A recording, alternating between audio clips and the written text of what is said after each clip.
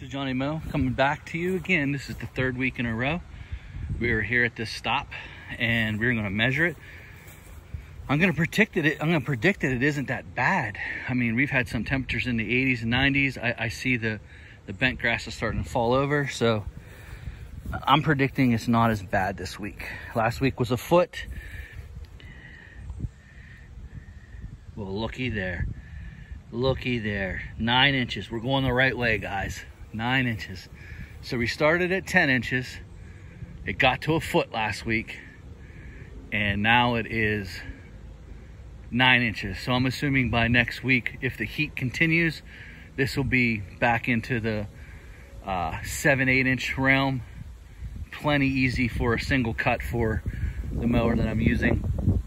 That one is waving pretty good. I do not fertilize that one. I need to try to get that one. That is definitely over fertilized.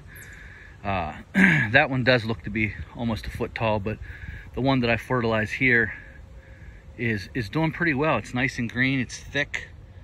It's of course I cut it really well. That's not fertilized up there, so that's not going to be an issue at all. Show you what we're working with.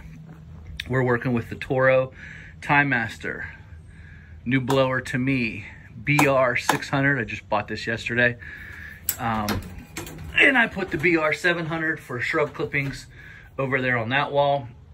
And we're working with the Toro Z Master EFI 3000 series with the FCO weed eaters 2210S.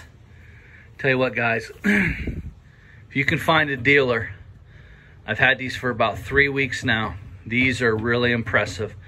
What's impressive is they have as much power, cutting power, meaning real life power out here cutting, as the 94R. Where this one does struggle a little bit is if you're trying to brush hog with it. It just doesn't like to brush hog. But every week trimming, this has moved up to my #1 trimmer right now. Every week trimming around houses, trimming around trees. This has moved up. This is pretty impressive here. Never heard of this company. I saw an elderly gentleman. He was about 70 some years old. He cuts grass, cuts about 30 lawns a week. And I pulled over and I talked to him. I know him. And he was using this particular weed eater. He goes, yeah, it's light. It's easy. It has plenty of power. And I said, let me see that. And he threw it over to me, and I could not believe the weight of how light it is. If you think the 94R is light, this is even lighter. Very impressed so far. I haven't put it through the full paces, but we are cutting high grass. It has cut everything that I've needed to cut. What's nice is it does come standard with a speed feed head. It's the same as Echo's, except for it winds up a little bit different. You put it in one hole, it comes out the other hole once you line up the arrows, and then you take the bottom and you just click the bottom just like you would a speed feed head. It's a little bit different. It doesn't hold as much as a speed feed head. I could put 4 arm lengths in a speed feed head Echo. I can only put 3 in here, but it is very nice, very easy. FCO really did a good job with these. So guys, that's what we're rocking with. Again, the BR700's over there. And Johnny, why did you buy another blower? You got an 800, 700, now you got a 600. I don't want to get these blowers. Well, last week I got caught in the rain, and the oak flowers, oak leaf, or those little red flowers that fall, was on the wet driveway, and it took me too long. I needed miles per hour, not CFM, to get them up. And the 600 is lighter, and it has the miles per hour needed to do that. I just wasted too much time playing. That's only a little bit of the year. Well, when the driveways are wet, that has 912 CFM, but it is under 200 miles per hour. So when the driveways are wet, and I do cut some wet grass, it's having a little bit of trouble moving that wet grass. It just takes way too long to blow off a driveway with that much CFM. So this one with the miles per hour actually does it better, faster, and gets it cleaner.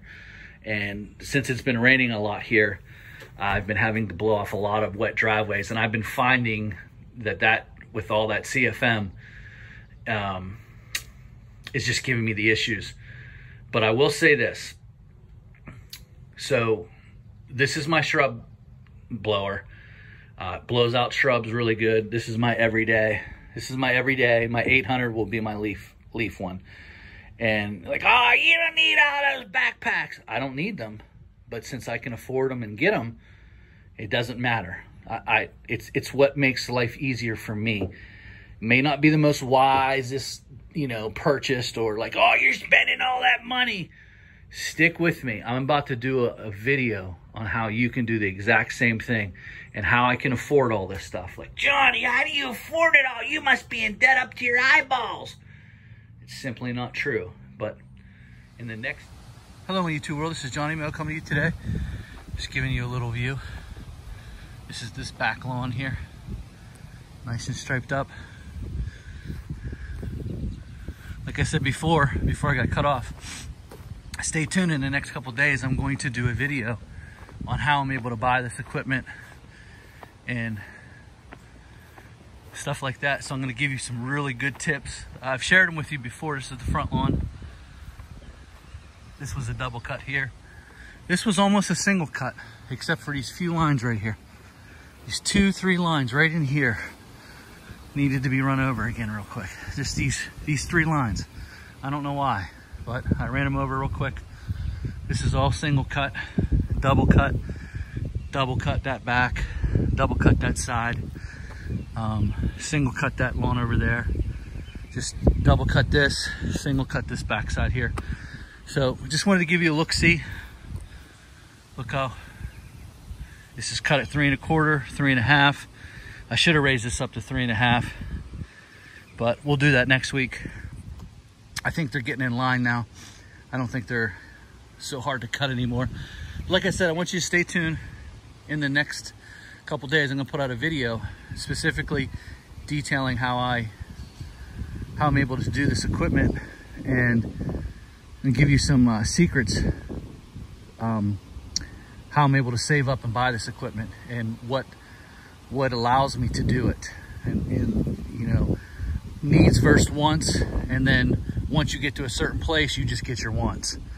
So that's my time, guys. Just wanted to give you a finished product of everything. Looking good. Everything's trimmed up. Man, the grass is so dry and dusty. It just splashes me in the nose. It's supposed to rain here.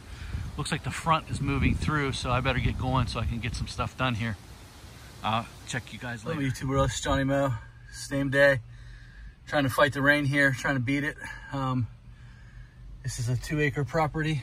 It goes, I don't know if you can see, it goes all the way down, all the way back to the woods. And then there's a little outshoot. It goes way back down. It's like a little, between those, there's a little drop off there. It goes way back there. So it's 2 acres. And a lawn like this is exactly why you need to find the right deck for your area, because 90% of this lawn was a single cut. And I mean, looks good. The issues with lawns like this is you can lose money real fast if you have to double and triple cut. And if you got the wrong equipment, this is what happens. And I tell you what, man, it's especially when you're solo, guys, it's no joke. I mean, look at all the things you have to weed whack, dude. I mean, there's this whole house. I mean, back on that drop off behind the house, there's a good piece back there, and there's like 30 trees back there.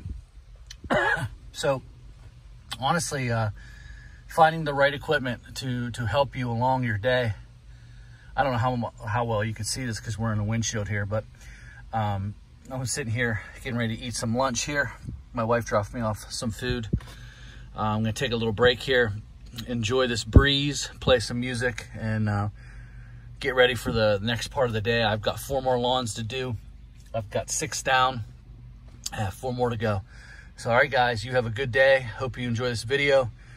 This is a great example of why you need the right equipment for your area, whether it be a Skag, whether it be a John Deere, whatever it is.